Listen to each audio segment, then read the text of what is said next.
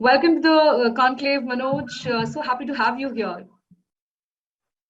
Thank you, Sukriti. Feels very nice to be here, and thank you for inviting me. Lovely. So, I would quickly go ahead with the, things that I would want to know from you. To begin with, I would want to know that how has your experience been in partnership with Tegig altogether? So we have been partnering. dunnhumby has been partnering with TechKick for, I think this is the third year in the running. Um, it's been a fantastic experience from the word go. I would be very honest, we were very nervous in 2019 when we experimented with the whole model of conducting hackathons and using it for a variety of reasons, for branding, brand building, for hiring. We were nervous because we never ventured out into, and I personally had not done myself in any of my previous organizations also.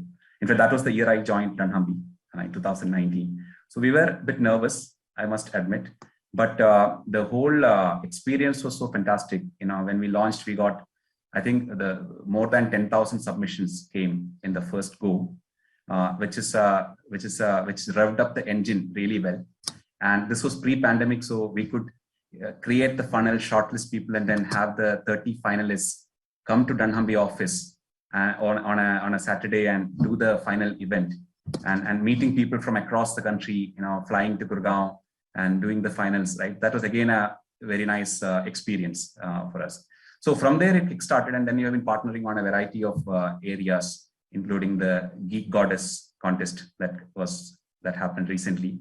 Very happy with the outcome and the assistance it provided for the brand to expand and reach the engineering and data science community. So. Thank you. I'm so happy to hear that. Since we spoke about competitions, Manoj, I would want to know that being an expert here, what are the advantages you see of the coding contests and hackathons altogether for the corporates here?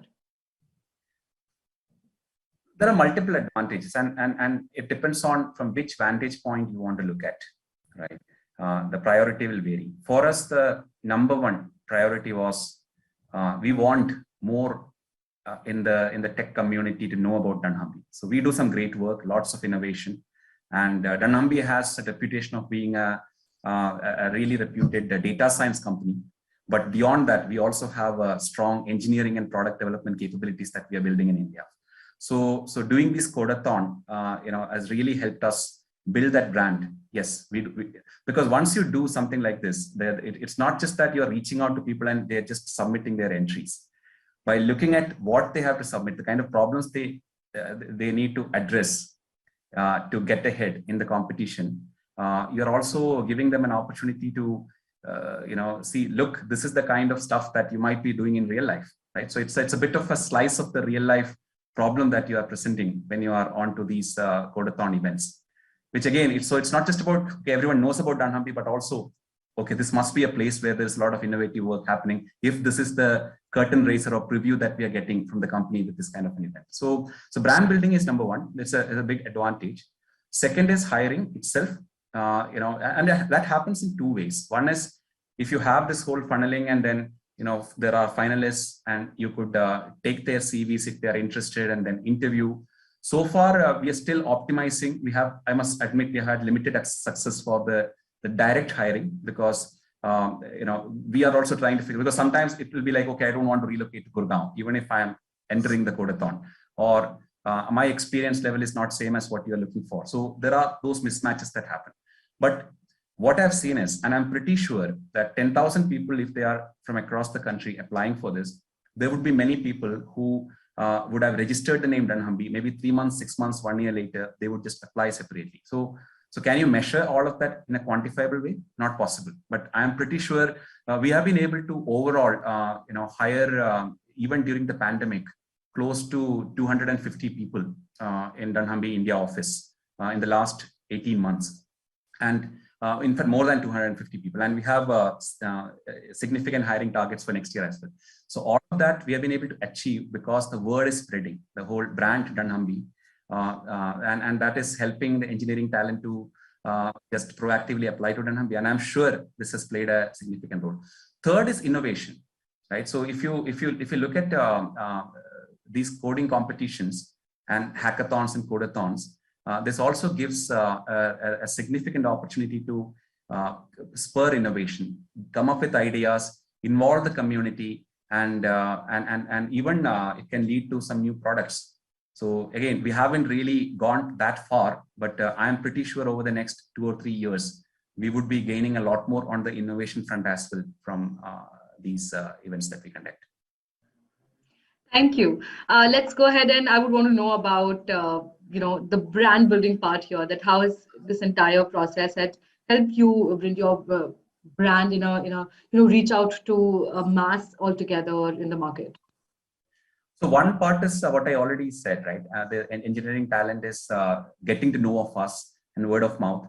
But even beyond that, we had press releases, from dunnhumby's, own handle as well as my own handle. We did social media posts, which again garnered a lot of attention that we're doing this, and all of those kind of things add up. So when you look at the brand building, the key question is, first question that we want to answer is, do people really know about dunnhumby, right? So in fact, a few years back when I joined, there were people who were asking, why are you part of Dun & Bradstreet, right? So I don't hear that question anymore, because I think we have become a little more of somewhat of a household name in the engineering and data science community in the past few years.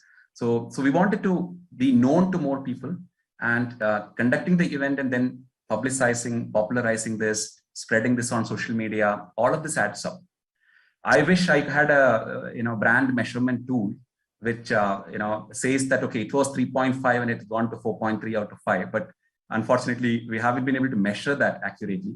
But from all the vibes I'm getting, the messages, the reactions on social media, these events have helped us build our employer brand significantly in the country. So I think, Manoj, your happiness quotient and your satisfaction quotient is something that I can actually that's a qualifier for me, I should say, that it has really helped dunnhumby create that name that stirred in the market as a brand altogether. So thank you for those things that you've shared with us. Would you recommend Techgig as a peer, to your peers in the market, and why would you do that if you would, any recommendation is in there?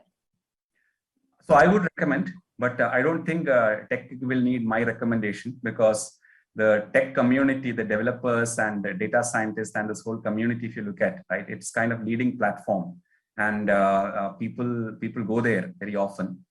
So it has a great reputation with that community. In fact, by being on the platform, I must say this, we gain the benefits of all the people who are fans of Techgig, and then attract them to contests that we do through dunnhumby, right? So it's both ways. So I would absolutely be very happy to recommend this platform. It's pretty easy, intuitive, the whole process. Sukriti, working with the entire Techgig team has been a very pleasant experience, right? So it has been a happy experience so far, and we hope that it stays that way. You've made our day. Thank you so much. that actually means a lot coming from you, Manoj. Thank you so much. Absolute delight to hear all those experiences you had with us. Thank you for being here. Thank you. Thank you for inviting me. This is a good chat. Quick, short, sweet one. Absolutely. Thank you so much. Bye. Thanks a lot.